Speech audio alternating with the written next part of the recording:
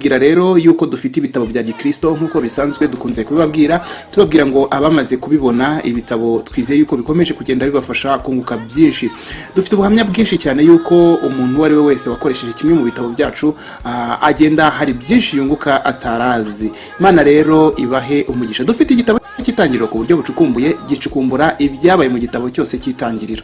Birumvikana ko ari igitabo gicukumbuye, kivuga nk'ubuzima bwa Enoke bagiye babaho batarajya musubira mu ijuru, kivuga ubwana bwa Aburahamu, kigenda kivuga ibintu byinshi Bibiliya itavuze, ahanini kubera ko Bibiliya yanditswe hakurikijwe umugambi mugari w'Imana, ntago ari akantu ku kandi.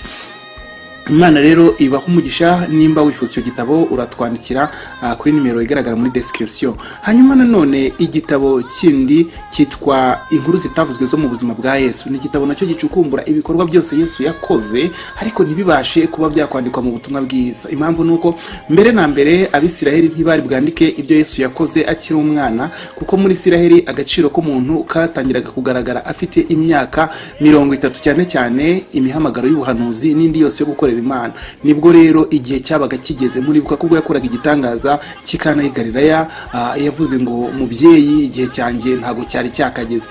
Byari hafi cyane iyo igihe cye cyo gutangira gukora, nicyo gitangaza cye cya mbere yagikoze habura iminsi mikeya cyane ngo yuzuze imyaka yemererwa kuvuga muri Isiraheli, kandi ibyo yavuzwe bikaba byakwandikwa. Bityo rero nkuko tubisoma mu butumwa bwiza bwa Yohana igice cya nyuma n'umurongo wa nyuma, haranditse ngo icyakora koko Yesu yakoze imirimo n'ibitangaza byinshi, nyamara ngibyo yakoze byose tugerageje kuba twabyandika ng'ibitabo byakwandikwa ntibyakwirwa mu isi. Icyo ni ikigaragaza yuko hari ibindi bintu byinshi Yesu yakoze ariko tutabashe kubona muri Bibiliya. Ibyo rero twabikubiye hamwe mu gitabo cyitwa Inkuru zitavuzwe zo mu buzima bwa Yesu. Uragishaka uratwandikira kuri nimero iboneka hano muri description. Dufite igitabo Ibyahishuwe na Kristo, ni igitabo gisobanura igitabo cy'ibyahishuwe igice ku gice, umurongo ku murongo. Ntuzongere kuvuga ko igitabo cyagukomereye, ngo ibyahishuwe ni igitabo gikomeye. Ntago gikomeye muri iki gihe, kubera ko ibishwe n'iby'Uwiteka, ariko ibyahishuwe byose byahishuriwe abantu kugira ngo tubimenye tubinezererwe. Yewe igitabo cy'ibyahishuwe cyo mu gitabo nyirizina handitsemo ngo hahirwa umuntu wese usoma amagambo y'ubu buhanuzi, hanyuma ngo hahirwa n'abayumvira bakitondera ibyanditswe. Ni ukuvuga rero yuko icyo gitabo Imana yiteze ko tugisoma kandi tukacyumva. Nimba ucyifuza uratwandikira muri description. Dufite igitabo Omega iby'ibihe bya nyuma, ni igitabo cyigisha iby'ibihe bya nyuma, no kuvuga ibintu bigomba kubaho mu minsi y'imperuka kugeza ku ijuru nshya n'isi nshya. Ni igitabo gitangirira ku bimenyetso bigaragaza kugaruka kwa Yesu nuko byagiye bisohora, kigakomereza ku ngingo zikomakomeye cyane nko kugaruka kwa Yesu, kuzamurwa kw'itorero, intambara ya Harimagedoni n'ibindi, Antikristo n'umuhanuzi w'ibinyoma, byose birasobanuye mu gitabo Omega iby'ibihe bya nyuma. Ikaze rero nimba ucyifuza uratwandikira kuri nimero iboneka muri description y'iyi video. Dufite igitabo Abahanuzi n'ubuhanuzi igice cya mbere. Wari ufite ikibazo uvuga uti ni gute nakumva ubuhanuzi bwa Yesaya, nakumva gute ubuhanuzi bwa Yeremiya, ubuhanuzi bwa Ezekiyeli n'ubwa Danieli ko bukomeye, nzabwumva gute? Humura, mu gitabo Abahanuzi n'ubuhanuzi igice cya mbere we get you covered. Twabikozeho byose, ndetse rwose ubasha kwiga kino gitabo mu buryo bwiza bucukumbuye buhuye n'amateka, nta kibazo na kimwe ugize, maze ugakora umurimo w'Imana kandi ufite ibitabo byiza byo kwifashisha. Dufite igitabo Uko wabatizwa mu Mwuka Wera. Iki gitabo twacyanditse nyuma yo kubona yuko hari abakristo benshi baba mu matorero y'umwuka bakamara igihe kinini cyane gishoboka bafite amasezerano y'Umwuka Wera ariko ntibabatizwe mu Mwuka Wera. Tucyandika tukimara kugisohora, bamwe baratubwiraga bati ngiye maze imyaka 15, ngiye maze 13, ngiye maze 7, ngiye maze ingahe, bategereje iryo sezerano ry'Umwuka Wera. Ariko hagatanga mu gitabo harimo guidance, harimo ubuyobozi, harimo ubufasha intambwe ku ntambwe kugeza ubatijwe mu Mwuka Wera, nawe wakwakira Pentecote yawe hafa. Dufite nanone ikindi gitabo cyiza cyane cyitwa Ibyakozwe n'Intumwa. Ibyakozwe n'Intumwa, igitabo cyacu kiracukumbuye cyane. Sinzi nimba hari umuntu wigisha isezerano rishya ariko akaba atarasoma igitabo cy'Ibyakozwe n'Intumwa dufite. Ubu maze guhomba ibintu byinshi cyane, kuko muri kino gitabo cyacu cy'Ibyakozwe n'Intumwa, reka nkubwire, uzasangamo amabaruwa ya Paulo yose asobanuye neza igihe yandikiwe, impamvu yanditswe. Uzasangamo n'ayandi mabaruwa y'ibanga ataboneka muri Bibiliya yera, amatorero yandikiraga Paulo kugira ngo Paulo abone uko yasubiza ariya mabaruwa dufite muri Bibiliya. Ayo mabaruwa niyo yagaragazaga ibibazo itorero ryari rifite. bityo iyo uri kwiga iki gitabo ugenda wumva neza imimerere iryo torero ryari ribayemo, hanyuma ukarushaho kumva izi nzandiko zose za Pawulo. Ntabwo twibagiwe inzandiko rusange, nazo ziri covered muri kino gitabo. Mbese bisa naho ari isezerano rishya mu buryo bucukumbuye. Igitabo byakozwe n'intumwa cyafashije abantu benshi cyane muri East Africa gukora umurimo w'Imana, cyane cyane wivuga butumwa no kunoza imyigishirize yabo y'ubutumwa bwiza mu isezerano rishya. Hamwe kandi na Bibiliya TV, ibi bitabo tugenda dutegura amasomo yabyo buke buke ku buryo ubasha kuyiga yose hano ku rubuga. Kansoze mbabwira yuko dufite nanone igitabo isezerano rya kera n'isezerano rishya mu buryo bw'incamake. Ibitabo 66 byose birasobanuye neza no kurica no kandi video yose turayifite y'igitabo cyari cyose mu buryo bw'incamake kugeza aho zuzuriye 66. Katukubwire ko kandi biroroshye cyane kubona kimwe muri ibi bitabo kuko tubigurisha mu buryo bwa ebook, no kuvuga igitabo cya electronic ubasha gusomera kuri telefone yawe, kuri mudasobwa yawe, kuri tablet yawe, iPad yawe, iPhone yawe, whatever Android device ukoresha, aho hose wasoma ibitabo byacu. Urumva rero ko byoroshye. Igihugu cyose waba urimo tukubwira buryo ki wishyura amafaranga make cyane kuri buri gitabo. Igitabo kimwe kigura $2 yonyine, $2, just a cup of coffee, agakombe gusa k'ikawa.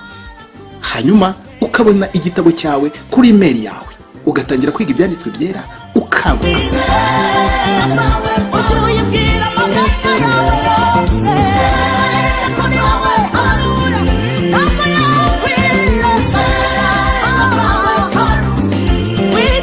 Ndagushuje cyane mu izina ry'umwami wacu Yesu Kristo. Ni missionnaire Kiza Benjamin nkuko bisanzwe kuri channel ya Bibiliya TV.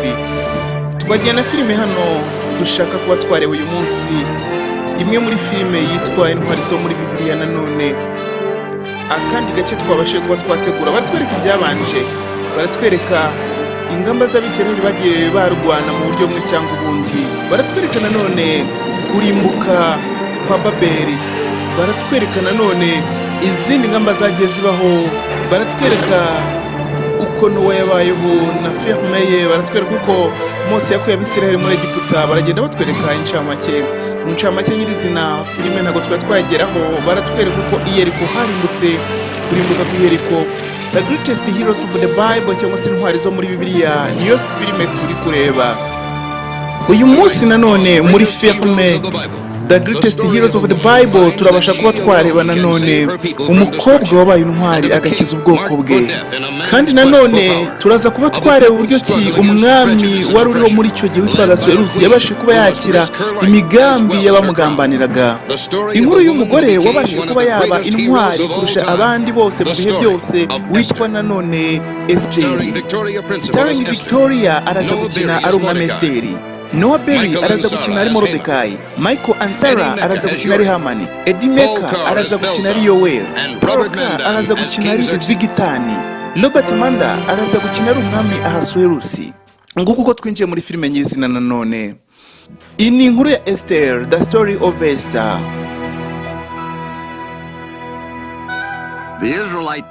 Abisiraheli bakuwe mu gihugu cyabo cya kavukire bajyanwa mu bunyage ku ngoma y'umwami Nebukadinezari.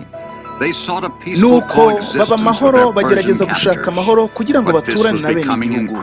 Ariko ibyo ngibyo ntago byari byoroshye, byarushagaho kugenda bigorana kubera yuko abarinzi b'ibwami bakawe itegeko n'umuntu wari uriho ukomeye, minisitiri witwaga Hamani, bagendaga barenganya abayahudi mu buryo bwinshi butandukanye. Hari hariho ubujura bwinshi kandi hari hariho gukubitwa kwinshi n'ibindi byinshi bigaragaza igisuzuguriro gikabije. Haruvuga hano n'umwe mu baheburayo yitwa Yoeli, murimo murakora nk'ibigwari, ibindi kubibabwira ni gasopo mbahaye weho rwose na sobuja. Arabwira minisitiri w'intebe, ibi ngibi mwari mukwiye kuba mwabireka rwose, kubera yuko nimutabikora mutyo Imana y'abaheburayo izabihanira ubwanyu, nimumufate. Bamwise hano nanone Hamani ari kumwe n'ushinzwe igisirikare. Ku rundi ruhande hano barakwereka akarengane kari gahari ku nzu zose z'abayahudi bari Shushani, bikozwe na Hamani.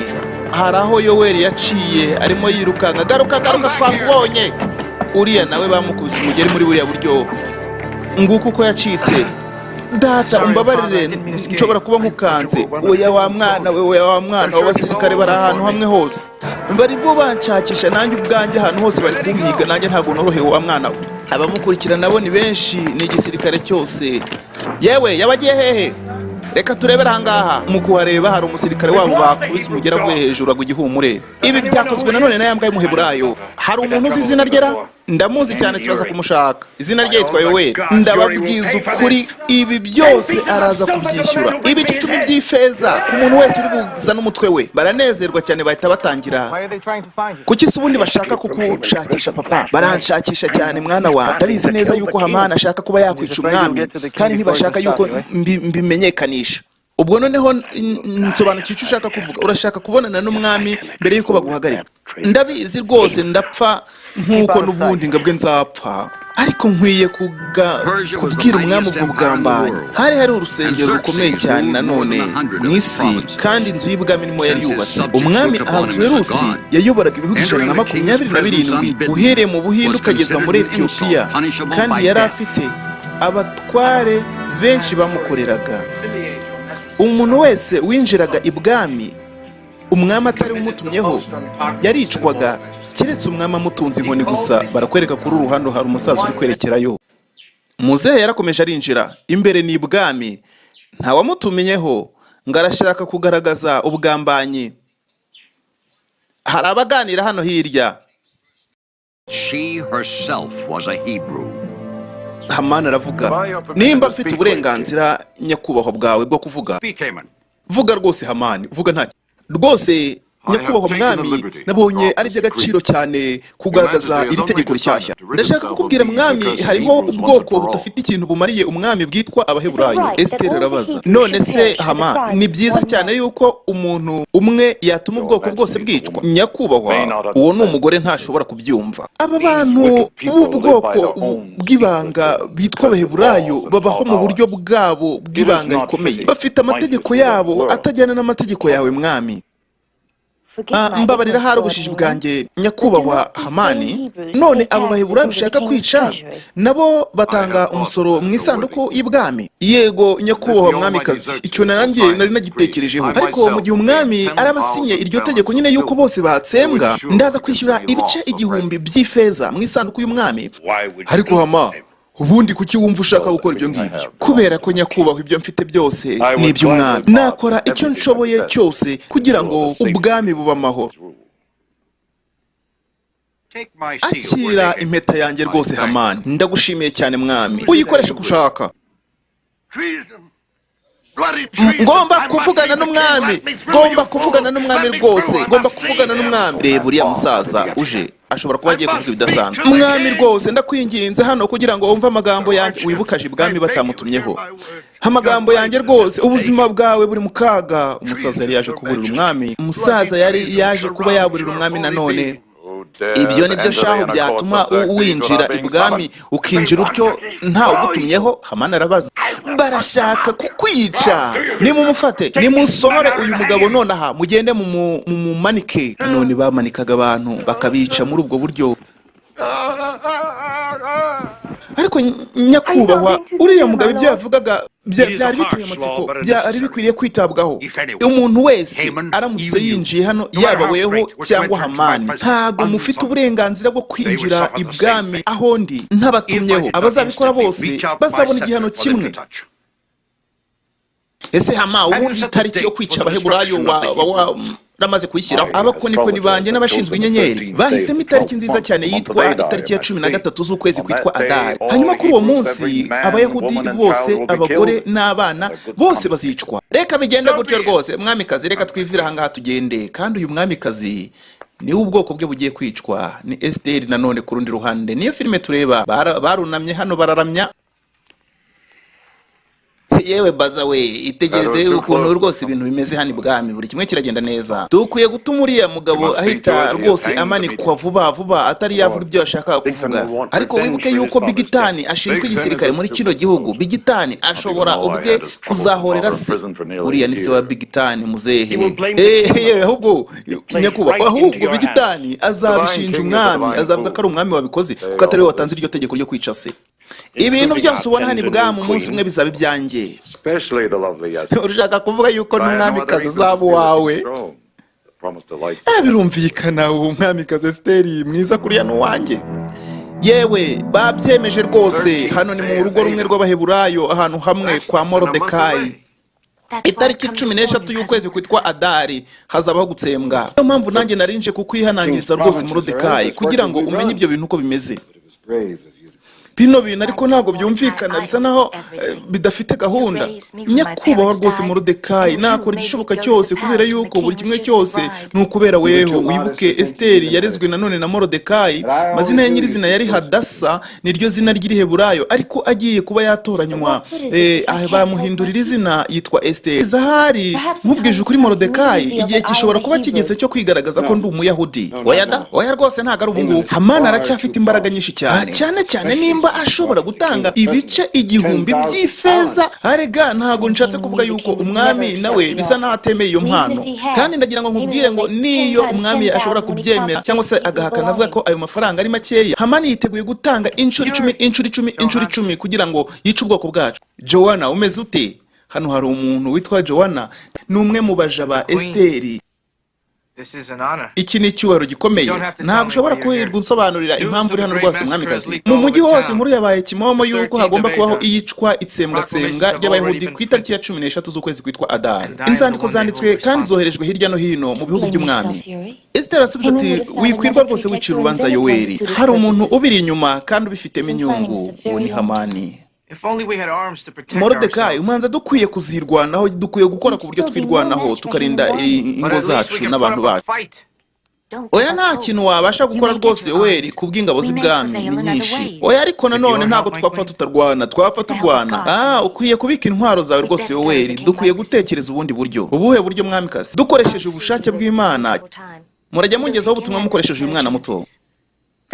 Yego ntugire ikibazo akana gato hano karumuna kayoheri hano karavuga nka musmata than his. Ntugire ikibazo ndajya mbikora kubera yuko ndi uko biri kose ndarusha Yoweri. Urabe Morodekayi gendana n'Imana Esiteri. Tukwibutse yuko urwango rukomeye cyane rwa Hamani ahanini rwatewe nuko Hamani uyu nguyu ari umwagaji. Ubwo Imana yoherezaga umwami Sawuli kera cyane kugira ngo abashe kuba yasenya cyangwa yakuraho ubwoko bw'Abamaleki, ndetse n'umwamikazi yarabarokoye. Ibyo byarakaje Samweli ahitaza ndetse yica n'umwami witwaga Agayi uwo Sawuli yari yarokoye. Yatorotse atwite mu yandi magambo.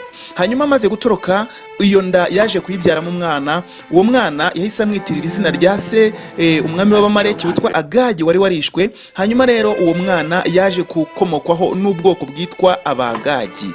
Hanyuma rero Abagagi ni igisekuru gikomoka ku Bamaleki cyavutse nyuma y'uko batsembwa. Bityo rero Hamani yakomokaga muri icyo gisekuru, yageze muri cyo gihugu arakomera, ariko igihe yabonaga yuko yamenyaga yuko kirimo Abayahudi yazamutswemo n'umwuka wo kwihorera.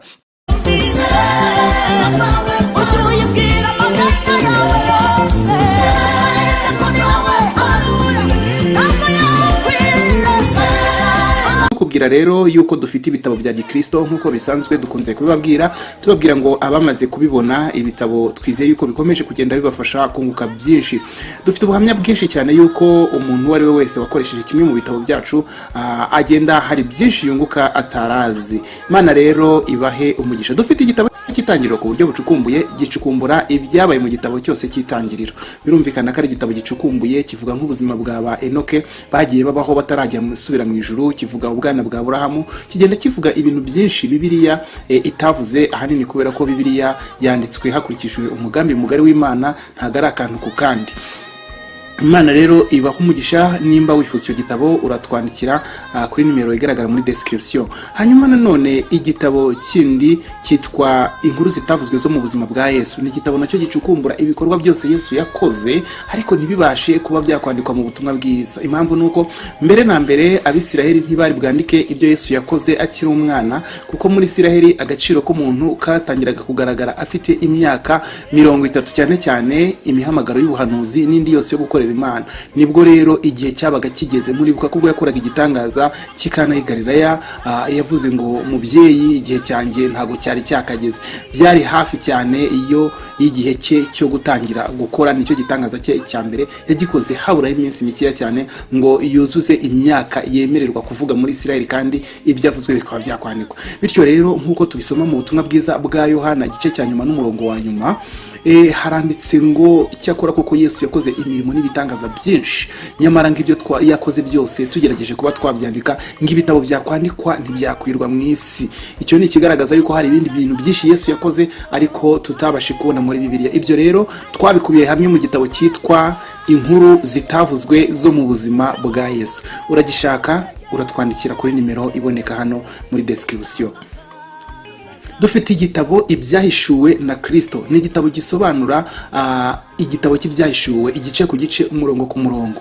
Ntuzongere kuvuga ko igitabo cyagukomereye, ngo ibyahishuwe n'igitabo gikomeye. Ntago gikomeye muri iki gihe, kubera ko ibishwe n'iby'Uwiteka, ariko ibyahishuwe byose byahishuriwe abantu kugira ngo tubimenye tubinezererwe. Yewe igitabo cy'ibyahishuwe cyo mu gitabo nyirizina handitsemo ngo hahirwa umuntu wese usoma amagambo y'ubu buhanuzi, hanyuma ngo hahirwa n'abayumvira bakitondera ibyanditswe. Ni ukuvuga rero yuko icyo gitabo Imana yiteze ko tugisoma kandi tukacyumva. Nimba ucyifuza uratwandikira muri description.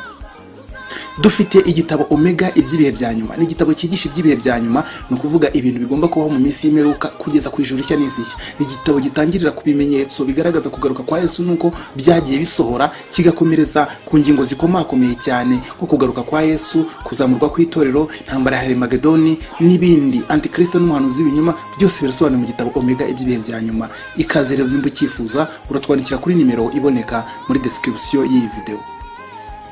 Dufite igitabo Abahanuzi n'ubuhanuzi igice cya mbere. Wari ufite ikibazo uvuga uti ni gute nakumva ubuhanuzi bwa Yesaya, nakumva gute ubuhanuzi bwa Yeremiya, ubuhanuzi bwa Ezekiyeli n'ubwa Danieli ko bukomeye, nzabwumva gute? Humura, mu gitabo Abahanuzi n'ubuhanuzi igice cya mbere we get you covered.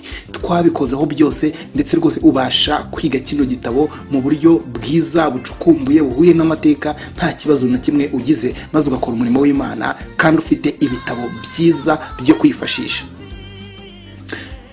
Dufite igitabo Uko wabatizwa mu Mwuka Wera. Iki gitabo twacyanditse nyuma yo kubona yuko hari abakristo benshi baba mu matorero y'umwuka bakamara igihe kinini cyane gishoboka bafite amasezerano y'Umwuka Wera ariko ntibabatizwe mu Mwuka Wera.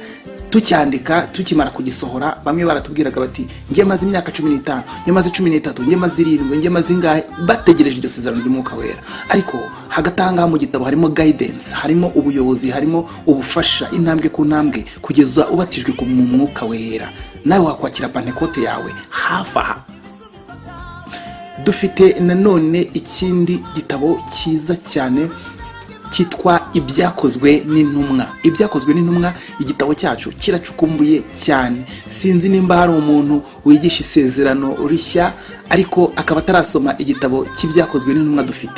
Ubu maze guhomba ibintu byinshi cyane, kuko muri kino gitabo cyacu cy'Ibyakozwe n'Intumwa, reka nkubwire, uzasangamo amabaruwa ya Pawulo yose asobanuye neza igihe yandikiwe, impamvu yanditswe. Uzasangamo n'ayandi mabaruwa y'ibanga ataboneka muri Bibiliya yera, amatorero yandikiraga Pawulo kugira ngo Pawulo abone uko yasubiza ariya mabaruwa dufite muri Bibiliya. Ayo mabaruwa niyo yagaragazaga ibibazo itorero ryari rifite. Bityo iri kwiga iki gitabo ugenda wumva neza imimerere iryo torero ryari ribayemo, hanyuma ukarushaho kumva izi nzandiko zose za Pawulo. Ntabwo twibagiwe inzandiko rusange, nazo ziri covered muri kino gitabo. Mbese bisa na hari isezerano rishya mu buryo bucukumbuye. Igitabo Ibyakozwe n'Intumwa cyafashije abantu benshi cyane muri East Africa gukora umurimo w'Imana, cyane cyane wivuga butumwa no kunoza imyigishirize yabo y'ubutumwa bwiza mu isezerano rishya.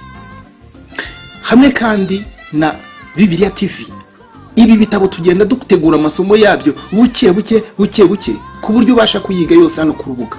Kansoze mbabwira yuko dufite nanone igitabo Isezerano rya kera n'Isezerano rishya mu buryo bw'incamake.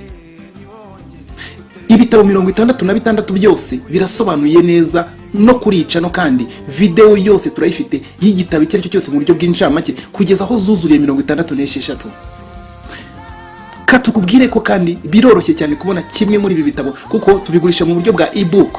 Ni ukuvuga igitabo cya electronic ubasha gusomera kuri telefone yawe, kuri mudasobwa yawe, kuri tablet yawe, iPad yawe, iPhone yawe, whatever Android device ukoresha, aho hose wasoma ibitabo byacu. Urumva rero ko byoroshye. Igihugu cyose waba urimo tukubwira buryo ki wishyura amafaranga make cyane kuri buri gitabo. Igitabo kimwe kigura $2 yonyine. amadolari 2, just a cup of coffee, agakombe gusa k'ikawa. Hanyuma ukabona igitabo cyawe kuri email yawe, ugatangira kwiga ibyanditswe byera ukanguka.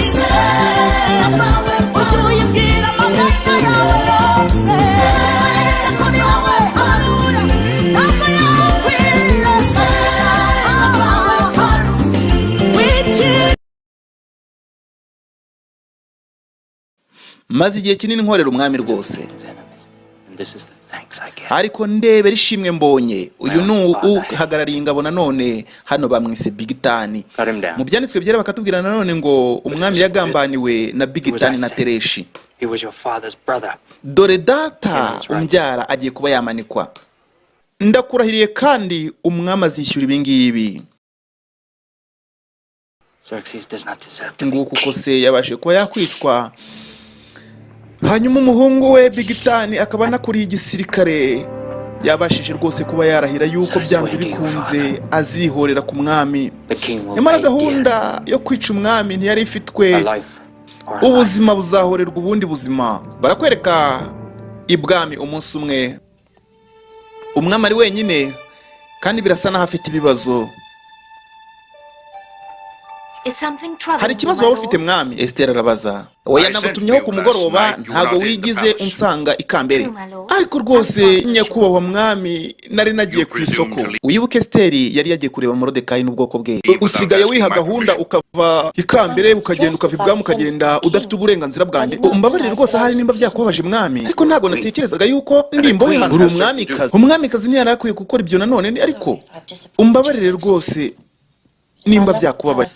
Ariko nimba koko umwamikazi yafashe gahunda yo kuva ibwami akagenda, nukubera impamvu nziza.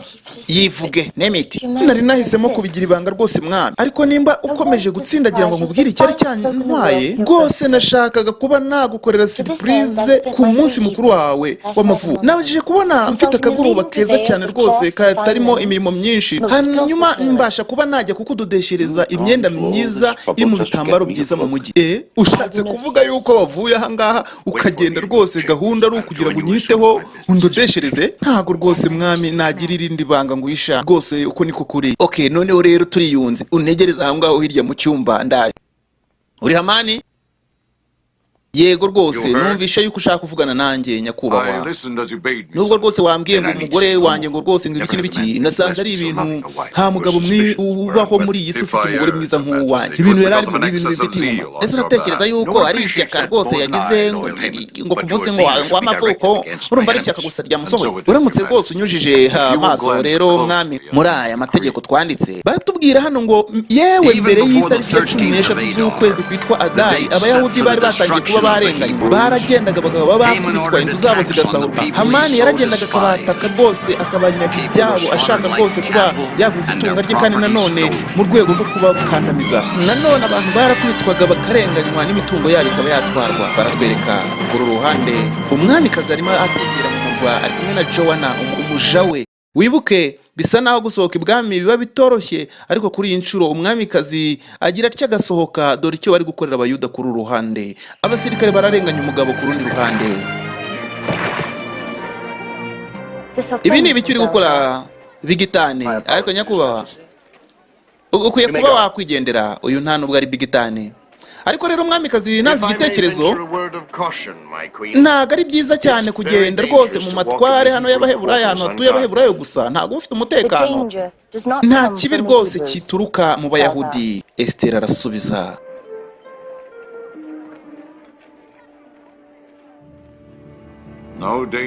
Yavuze ngo nta kibi rwose gishobora guturuka mu Bayahudi. Ariko rwose uko mbibona baza, uzi ko umwami kazi tumuziho amakuru make cyane ashoboka. Yewe afite ibintu byinshi by'ibanga rwose, afite ibintu byinshi by'amabanga umuntu atamumenyaho, nkuko ari mwiza cyane.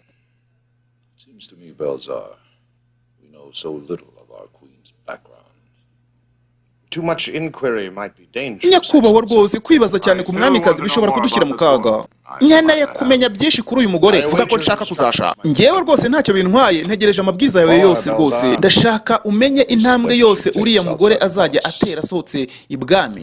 Nkeneye kumenya hazajya ajya hose, nkamenya icyo azakora cyose n'icyo azabona cyose. Biraza kuba byakorwa nyakubahwa. Nanone habaza ahangaha baramubwiye bati rwose uzaba ukomeye ku bw'umwami. Mbese Hamani ubwo azaba yabaye umwami, habaza azaba ari ikegera. Hano nanone barakwereka filime irimo ubugambanyi bwinshi bukabije. Barakwereka nanone hari abamanuka bava ibwami ku rundi ruhande. Yewe dushobora gutangira kumenya ukuntu ibintu bimeze hano ku rundi ruhande. Barakwereka Bigitani ni umugaba w'ingabo. Hari akana ba Esiteri bajyaga batuma na Morodekayi kakazana ubutumwa. Yewe kakana karaje sha kakana kandi ndabizi. Yewe mbabarira, ndashaka umpera ubutumwa rwose umuvandimwe wawe Yoweri. Ntago nzaho Yoweri ari. Yoweri yarihishe. Ugomba kumubona wakana we kuko ibyo nkubwira ni ingenzi. Uratekereza ko ndi ikigoryi rero ngewe? Uratekereza ko ndi ikigoryi ku buryo kano kana nako ni koroshye ngo ntago ari ikigoryi karabizi yuko Yoweri baramuhiga kandi uyu ni umusirikare ukomeye bwami. Bigitana afite inama, afite umupango y'icyo wakora kugira ngo wikize umwanzi ukomeye cyane wawe n'ubwoko bwawe. Nanone Bigitani hano yatangiye gahunda yo kuba yagambanira umwami. Ari gutuma kuri Yoweri wa wundi twatangiye rwose iyi filime arimo atuka abasirikare. Nanone amutumaho kugira ngo bafatikanye muri uyu mugambi wo kuba bakwikiza umwami. Kana gatoya bishobora kuba ari umutego. Esiteri arimo amubwira, ninde subizi, ninde ubyitayeho? Ushatse kumbwira yuko ugiye kubwira Yoweri ubutumwa uriya musirikare yagutumye? Rwose byaba bibi ndamutse ntamubwiye. Ndabizi neza ndabimubwira, ahubwo Yoweri arabasha kuba nawe yakwitaho. Yusufu aka kana bakise. Ariko buriya Morodekayi nta kintu yabikoraho ngo agire icyo agaragaza. Rwose Esiteri wibuke ko Morodekayi ahubwo yambwiye ngo wiyiteho rwose, ube careful cyane. Ariko nawe wiyiteho rwose.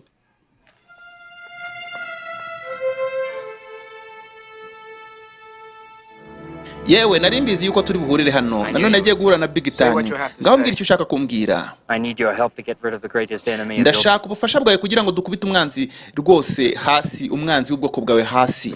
Umwami hasuye rwose. Umwami tekerezaga byibura kuri kuvuga Hamani. Umwami niwe watanze itegeko.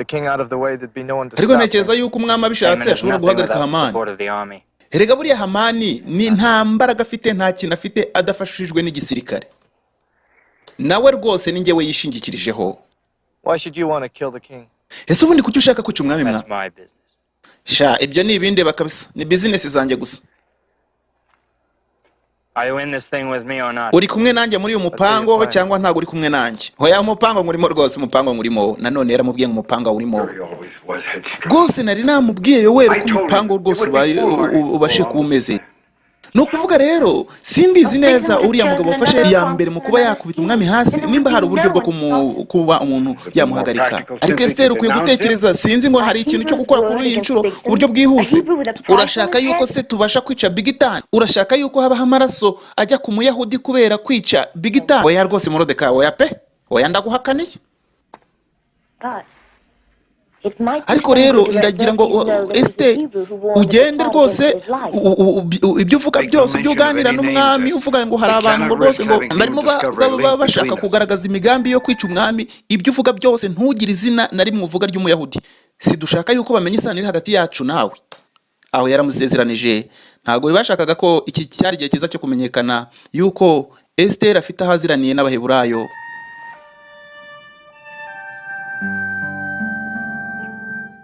No, I find it hard to believe that a Hebrew would seek to save my life. Ariko rwose rero Esiteri nawe uba ufite inkuru zitangaje. Ubu ngubu uri gushaka kunyumvisha yuko hariho Umuyahudi gushaka kugirira umwami neza ngakagaragaza abashaka kumwica nyuma yuko twashyize itegeko ryo kubatsemba bose. Baratekereza hari yuko ushobora kuzababarira. Yewe urabizi neza yuko nawe ibyo bidashoboka. Iyi tegeko ryashyizweho ntabwo ribasha guhinduka kuko buriya amategeko y'Abamedi n'Abaperesi ntiyabashaga gukuka. This Hebrew. None uwo Muheburayo uvuga yanyinginze cyane gusindi kubwire. Byo ntacyo bivuzemo ariko ndatekereza yuko rwose uwo mugabo uwo ari we wese yamenye. ukuntu bimeze rero ejo ni itariki ya mbere y'ukwezi kwitwa Adari nanone kandi ejo ni umunsi wawe wo kwinjira nanone mu rusengero rw'ikigirwamana kuri gukora umuhango kandi dukurikije uko uwo muyahudi yatubwiye niho ubwicanyi bugomba kuzabera. Biratangaje cyane rwose gutekereza yuko aho ngaho ngo rwose kariho nzicirwa imbere y'Imana.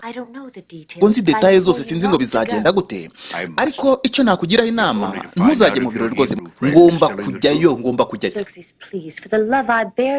Uratekereza inshuti yawe rwose iyo ngiye kubwiye ibyo ngibyo igomba kumpa buri kantera ubwoba nkatetema nkananirwa kujya mu birori.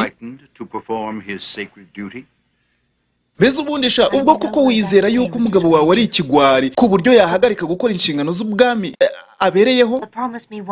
Ntago nzi icyo nshobora kukubwira nyakubahwa mwami, rero by'iburi kintu kimwe nsezeranye ikintu kimwe yuko rwose uzaba uri maso hanyuma rwose kandi n'abarenzi bawe bakaba maso. Ibyo ndabigusezeranije rwose, ndabigusezeranye. Igihe cyarageze bukeye bwaho kandi nanone yewe ibi bikwaske rwose biradukwira neza cyane. Dore uko biraza kugenda, ndaza kuba mpagaze imbere rwose ya alitari. Umwami ari buze gutambuka kugira ngo afate igikombe cy'indahiro, hanyuma turaza kuba twabasha gusuka iyi divayi muri ubwo buryo. Niko abigenza, araza agafata igikombe cy'indahiro hanyuma agafata inkongoro agasuka gutya. Urumva, uwo ni Bigitani ari kubwira Yoweri ukuntu bari buze kwica umwami.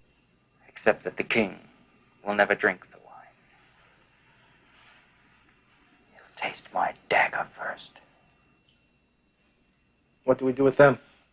Yoweri nawe yabaye nk'ubyemeramo rwose, ariko bari kwibanga rikomeye cyane ry'uburyo bakiza umwami. Hanyuma rero ukundi kuboko kwawe ntago kuraba gufite ubusa mwana. Yewe dore bari yibureba kandi nanone nabatsinzwe n'ibihano bagomba kwicirwa hano. Hanyuma rero umwami araza kuba asuka divayi. Urabona neza yuko uraba udafite ubusa. None turakora iki? Rwose ikibazo cyawe kiragaragaza yuko abaheburayo muba mucanye ku maso.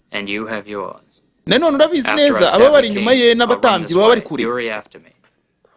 Hanyuma ngubwo ni igihe cyanyacyo cyo guhita mwica. Ku rundi ruhande hano barapanga imipango. Ni ukuvuga umwami aya ni amaraso nsa naho nkeneye ngewe kameneka. Yewe namaze guhereza uriya musore amabwiriza kandi nawe amabwiriza aya urayazi. Mu ncamake igihe umwami araba amaze guterwa icyuma nta handi bashobora kumwinjiza cyangwa se bashobora kwinjira uretse hano. Hanyuma naramuka aje ni ukumuhorahoza. Ubu nibwo bwihugiko bwonyine. I knew you would understand as soon as I mentioned money. Get back. Is it done? Byakozwe. Inkota wayibonye. Ngaho rero reka dufate position yacu kuri alitari.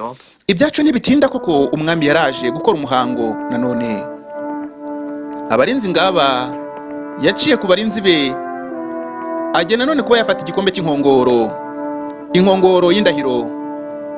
Dore umwami uko ajya gukora umuhango, ariko wibuke Esiteri yaciye amubwiye yagiye gufata inkongoro nanone ayikura mu maboko y'abari bambaye nk'ibigirwamana byabo. Rwose ni ku muhango wabo ukorwa.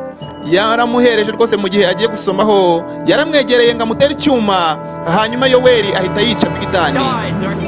Ari hehe Yoweri amaze kwica Bigitani nanone Yoweri aca muri yirukankira mu bwihugiko asanga mu bamusirikare bati wowe ni kari wehuje se? Umwami ari hehe? Yari yiteguye kwica umwami ngo amuhorahoze. Ushatse kumbwira Esiteri yuko nuriya watumye umwami aticwa nawe ari umuheburayo? Yego rwose ndaza kugerageza kubimenya neza mwami. Nana yanjye we ubuzima bwanjye rwose uwo mugabo bisa naho mugomba ubuzima bwanjye yankijije rwose. Habibuze ko ni gute nabasha kumugororera kandi ntazi n'izina rye? Hari uburyo wabigenza ariko nyakubahwa nabashije kubisobanura rwose, ariko simbasha guhindura icyo navuze. Ariko rwose nubwo utahindura itegeko umwami, ngira ngo buriya abaheburayo wabareka bakirwanaho. Ahari se bikorwe, reka bikorwa hari. Hamara itavuga. Ariko nyakubahwa rwose kubijyanye n'itegeko wasinye, mwamikazi vayo ntashatse kubyumva byose. Ku rundi ruhande mwamikazi n'umwami barigendera. Uratekereza guhindura umupango hama? Oya da, ndacyakomeje imipango yanjye ntigomba guhinduka. Biragaragara yuko abaheburayo batangiye kwikubaka izina ryiza imbere y'umwami Hasuwerusi. Muri iyi empire rwose, muri ubu bwami baratekereza ko hari icyo bari cyo. Ariko uko umureba rwose uriya azava ku ngoma rwose nk'ivoka iguye hejuru yikubita hasi, azahananuka ku ngoma rwose. Umujinya kandi dufitiye abaheburayo wose ugomba gusohozwa. Ariko rero ukwiye kugira amakenga rwose nyakubahwa Hamani, kubera yuko umuntu wakijije umwami mu rusengero ashobora kuba nyine ari umuntu ufite amakuru yuko yendaga kuba wa muheburayo duhiga witwa Yoweri. Natekereza neza yuko ari gushaka buryo ki yakora ibintu byiza kugira ngo ahagarike ingaruka zose zishobora kuba ku bwoko bwabo. Ariko mana yanjye ndamutse mfashe Yoweri yakwishyura buri kimwe cyose kandi nawe namwica. Ntabwo ari ibintu byoroshye kuba rwose umuntu yabona andi makuru amwerekeye cyane wenda, ariko icyo navuga nuko Yoweri afite karumuna kitwa Yusufu nagahungu katari kagira byibura n'imyaka 12. Buri gitondo kaza rwose mu cyumba cy'umwamikazi. Bishoboka yuko kaba gafite ibintu kazanye hariya. Tekereza iki? Bavugwa yuko rwose impamvu nyirizina aka ka Yusufu kaza hano ari ukuzana guhererekanya ubutumwa. Ibyo hari nshobora kuvuga yuko ari ingenzi cyangwa atari ingenzi, ariko urashaka kuvuga yuko rwose se hariho isano ya bugufi hagati y'ubu bwoko bw'abayahudi tuzarimbura n'umwamikazi wanjye nkunda. Rwose umwamikazi wakataraboneka inshuti yanjye rwose yamaze kumugira umwamikazi wagifite umugabo. Reka dutekereze, umwami ashobora kuba ari umuheburayo. Dore Hamani Esiteri akaba ari umuheburayo. Yewe ndagusetse kabisa. Nyamara ariko ukwiye kwitekerezaho nyakuba, kariya kahungu tugafashe gashobora kuba rwose kagira icyo katuma. Turamutse tugacakiye kasobanura kabivuga neza. Nanone filime irakomeje. Filime ni Esiteri, ni filime ya Esiteri nanone na Morodekayi n'uburyo rwose batabawe n'Imana. Hanyuma ubwoko bwose bw'abayuda kandi nabwo bukaba bwatabarwa. Dore ngaka kariya gahungu kagarutse. Sikariya batiniko tugafate se oya dawo ntago twagafata kubera yuko umwamikazi arakiteze nanone rwose birasa naho byari byose amakuru gatanga tuzageraho tuyamenye. Buretse kana gatoya, reka turebye ufite muri icyo kifurumbwa cyawe. Waruzi uko bizimeze se? Bafite gahunda yo kuba baguhagarika bakagufunga. Nimba rwose hari ubutumwa bagutumye ku mwamikazi, wa mwana ugira ukuntu bivuga mbese ntugire icyo ukomozaho, ahubwo rwose ugira ukuntu widefanda. Bya bivuga buhoro. Yewe ibi bintu bye byamvaga rufite hane bikindi. Goya rwose n'utuntu tw'uducuruzwa akadaka guhaye nako umugore wawe. Wakana we nta n'isoni uragerageza kumpereza rwose ruswa. Fahanga vuba. Nyamara barakwereka uyu muzirikare yaburiye akana mu ijwi ryoroheje arangije vuga cyane.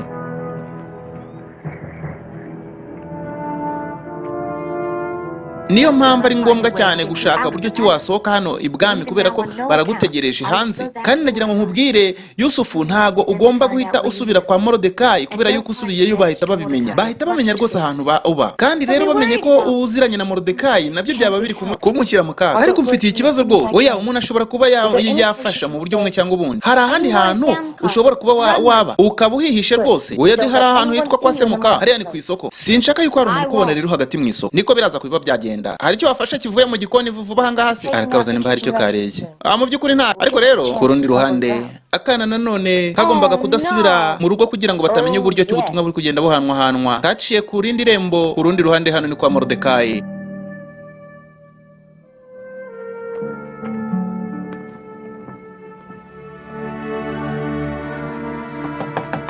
Harabarimo bakomanga. Ukomanga ni Yoweri.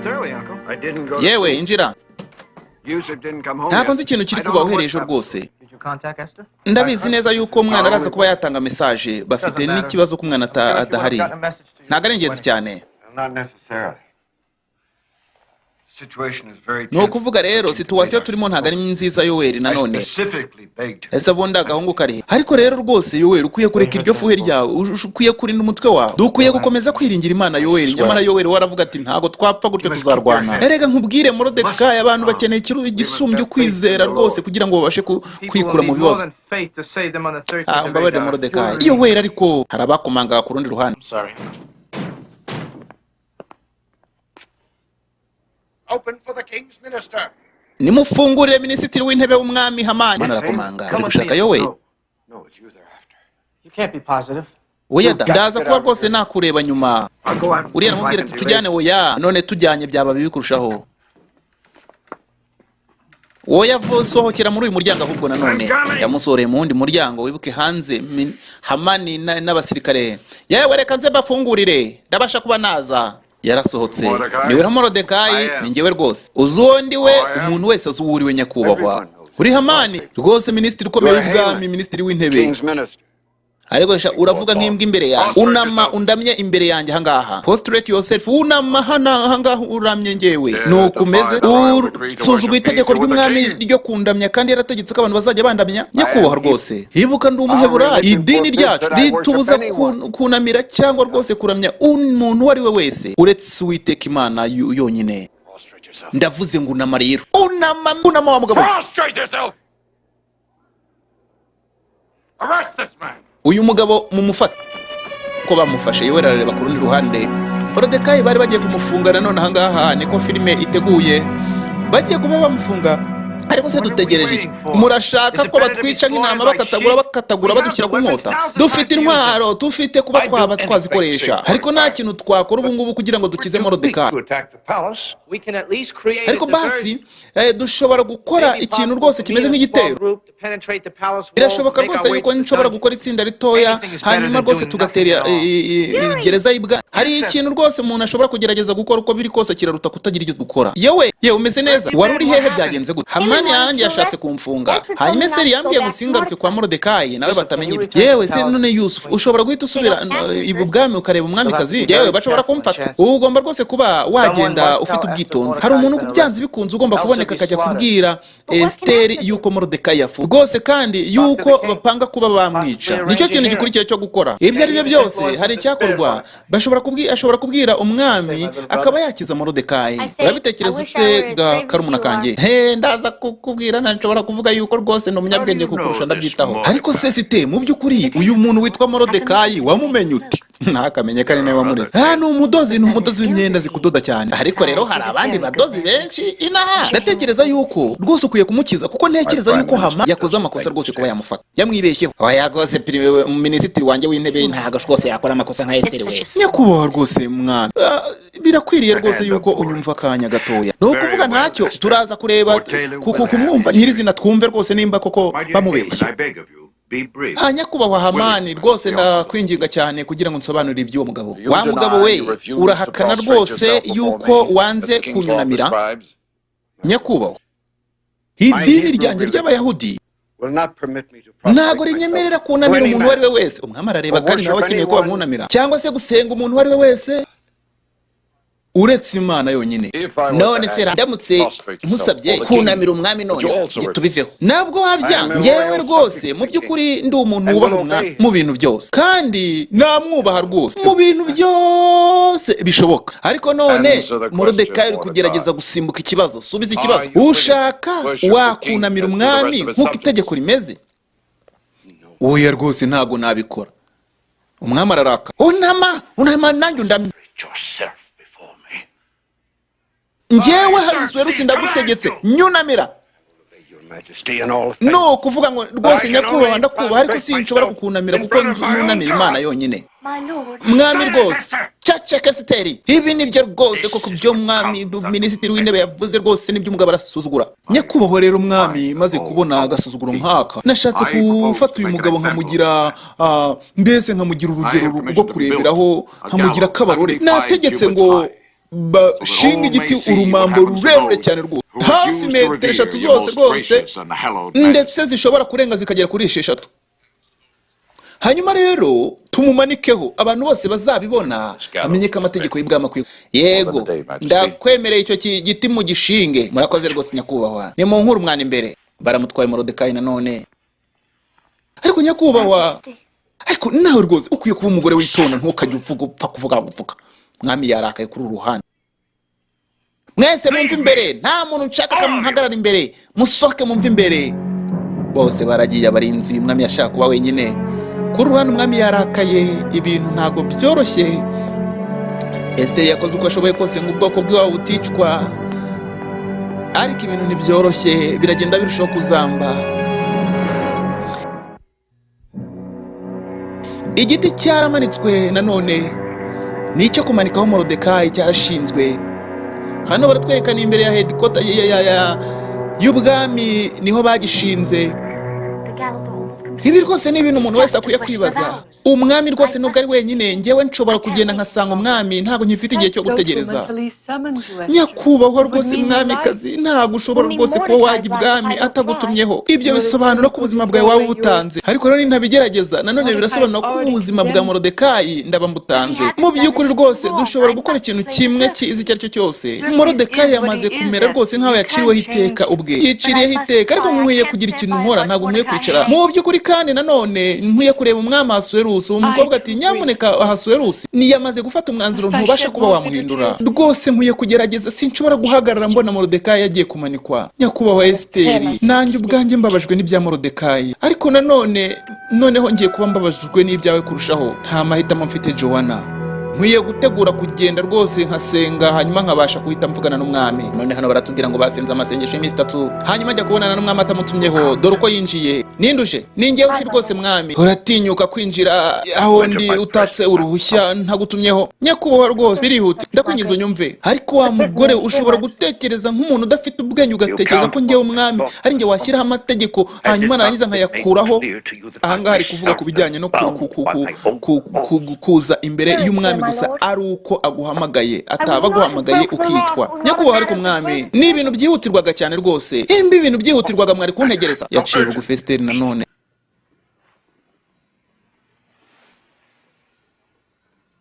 ni ibintu bijyanye n'ubutabera mwami rwose nimba uri mwiza kuri njyewe nimba rwose nkugiriyeho umugisha nkabona rwose hirwe mu maso yawe njyewe nta kindi nkwisabira unyihera ubuzima bwawe kubera yuko itariki 13 z'ukwezi kwitwa Adari dore ubu ngubu rwose zirimo zirabura iminsi 3 yonyine Hamani azanyica njyewe n'ubwoko bwacu iyaba rwose yashaka ko tuba abacakara tukagenda tugaba inkorera gahato ntacyo mba mvuze ariko arashaka kutwica akatumaraho twese kuki utambwiye kare kose yuko uri umuheburayo aratuza nanze rwose ko nshobora gutakaza position yanjye hano mwami nari gutekereza yuko utari kubukinshaka kubera yuko ndi umuheburayo ariko ibyo mubwiye niko kuri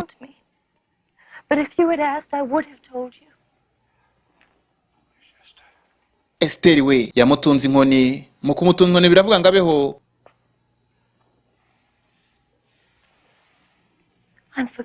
none ndababariwe wababariwe rwose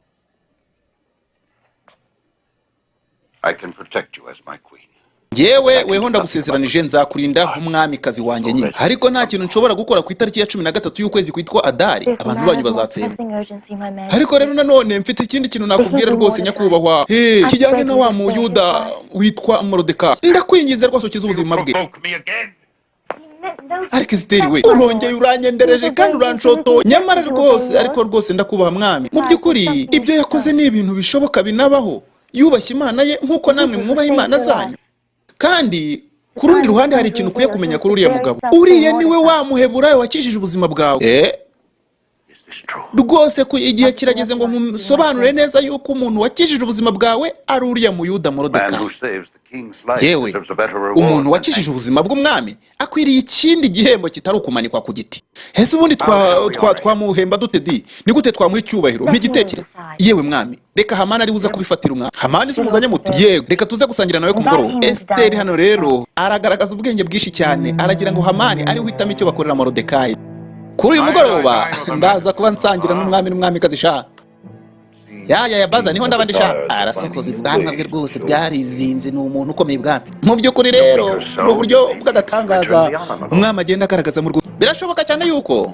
umwami Ahasuwerusi rwose arimo agenda areba ukuntu ibintu bimeze buya ntazi ko ari gutegura uzamusimba ariko nanone ibyo ngibyo uzabimenya ubwo nzaba ndi muri paradizo shaho n'umugore wanjye Esiteri yatangiye kuvuga ngo umugore we afite we mugore dore ngaha ukuntu bari kuvuga dore kandi ubwo ngubwo no kwitegura kugenda nuko nguko ngo yaragiye muri icyo kirori